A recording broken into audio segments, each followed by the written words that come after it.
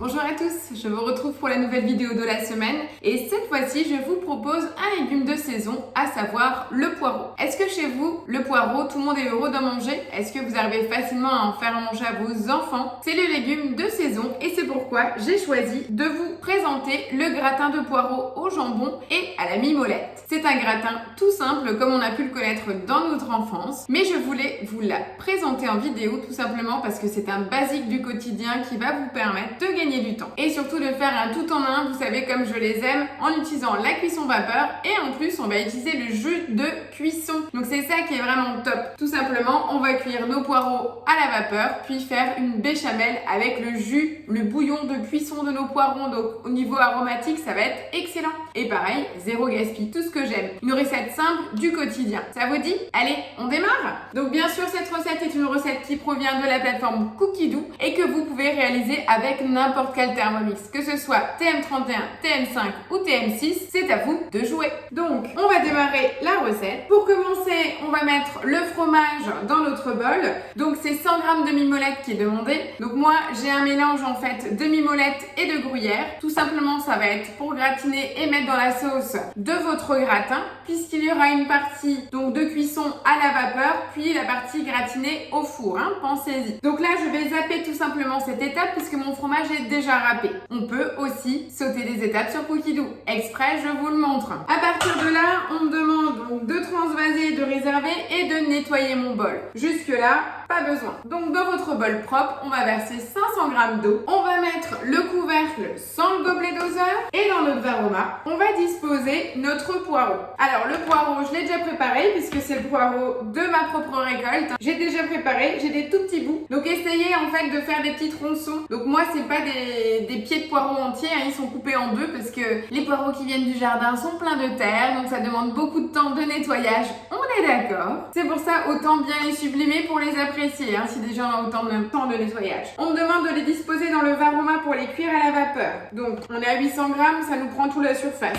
Comme je vous le dis toujours, vous avez 2 étages dans votre varoma, donc ne vous embêtez pas à tout superposer. On risque de ne pas avoir une cuisson optimale, d'accord? Donc répartissez vos 800 g de poireaux sur votre plateau pour libérer un peu le bas du varoma, vous voyez. Et là, pile poil, on a beaucoup plus de surface. Ça pose absolument aucun souci, alors répartissez plutôt sur les 2 espaces que de mettre tout en superposition. Je positionne du coup tout simplement mon varoma avec le plateau. Je précise que celui-ci n'était pas noté dans la recette. C'est un tout petit détail, mais ça vous permet également d'en cuisiner un peu plus. Donc si vous avez une grande famille, sur ce type de recette, augmentez les quantités, ça ne changera rien au temps de cuisson. Pensez-y. C'est aussi pour ça que je choisis des recettes simples pour pouvoir facilement vous projeter pour utiliser votre Thermomix au quotidien. Puisque là, une fois qu'on a positionné notre varoma, je pars pour 20 minutes de cuisson à la vapeur en température varoma à la vitesse 2. Voilà, je vous retrouve donc après à la fin des 20 minutes de cuisson de mon poireau. Donc il est déjà bien blanchi. Donc j'ai mes petits tronçons que je vais mettre là sur le côté et je vais continuer donc la recette. Donc on nous demande bien de réserver donc le poireau et comme je vous le disais le jus de cuisson. Donc je transvase tout simplement le bouillon et maintenant dans mon bol j'ajoute 40 g de beurre. Je vous rappelle, on va faire comme une base de béchamel avec le bouillon de cuisson. 40 g de farine, bien sûr le poids égal. Et là je pars pour 6 minutes à 120 degrés vitesse 1. Donc là on va faire tout simplement la base d'un roux, ce qu'on appelle en fait faire fondre le beurre en mélangeant avec la farine qui va être la partie liante à laquelle on va diluer en fait notre jus de cuisson pour faire un genre de béchamel. Donc pendant ces 6 minutes, comment optimiser votre temps? Vous avez vos poireaux qui sont juste ici. Vous allez pouvoir préparer en fait chaque tronçon de poireau, l'enrouler en fait dans votre jambon et le disposer déjà dans votre plat à gratin tout simplement. Donc moi j'ai des tranches de jambon italien hyper fines.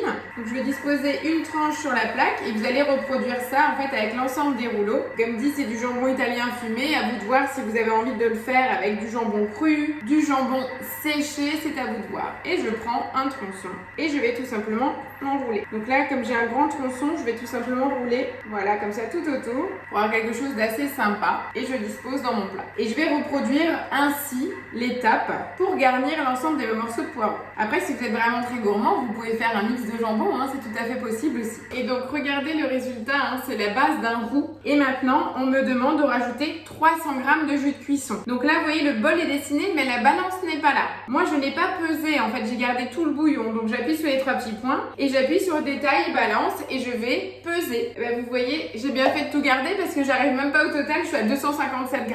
Donc je vais compléter tout simplement avec de l'eau. Donc là, vous pouvez y aller parce que je vous rappelle que sur l'eau de cuisson, pour nos poireaux, on a le côté aromatique du poireau, mais je n'avais pas mis de bouillon, donc il n'y a pas du tout de sel. Donc là, c'est vraiment ce qui va relever l'ensemble de votre plat. Sel, poivre et la noix de muscade. Voilà, tout simplement. On remet le couvercle et le gobelet doseur et on va partir cette fois-ci pour 7 minutes à 110 degrés à la vitesse 2.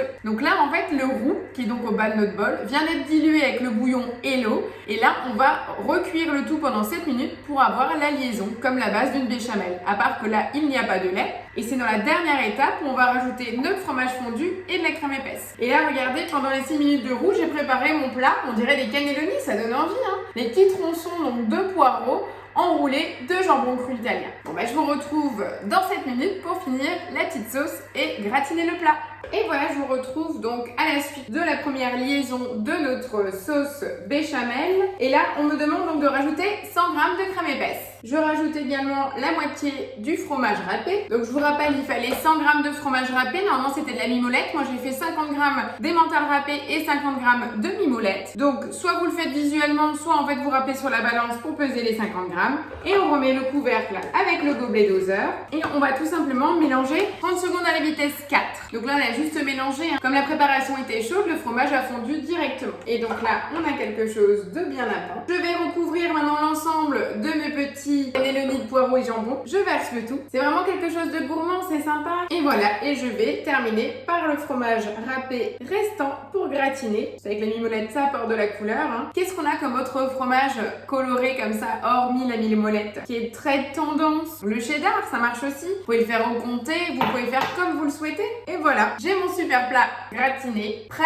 On a juste à le mettre au four, donc là on va préchauffer le four à 200 degrés et gratiner un petit quart d'heure et c'est prêt à déguster. Voilà, c'était pas une recette compliquée, vous auriez pu la faire sans moi, on est d'accord, mais c'est plus pour vous donner des petites astuces d'utiliser vos jus de cuisson des légumes pour justement embellir en fait vos béchamels, pour avoir une sauce tout simplement pour un gratin, pourquoi pas, et aussi vous montrer des repas simples du quotidien pour un repas en semaine. Voilà, ben, je vais vous mettre une photo du plat gratiné juste à la sortie du four. Moi je vous remercie d'être fidèle, puisque toutes les semaines, en fait, j'ai des petits messages qui m'arrivent et qui font chaud au cœur. Donc, je vous dis merci, continuez comme ça, ne changez rien, partagez, mettez les petits pouces bleus. N'oubliez pas de cocher la cloche pour être informé, en fait, des notifications. Mais notre rendez-vous, c'est tous les vendredis soirs. Voilà, n'hésitez pas, les suggestions de vidéos sont toujours les bienvenues. J'ai noté pour les baguettes viennoises, c'était la dernière suggestion qui m'a été faite. Elle a été mise au programme. Voilà, bah écoutez, je vous dis à la semaine prochaine pour une nouvelle recette d'automne. À plus, ciao ciao!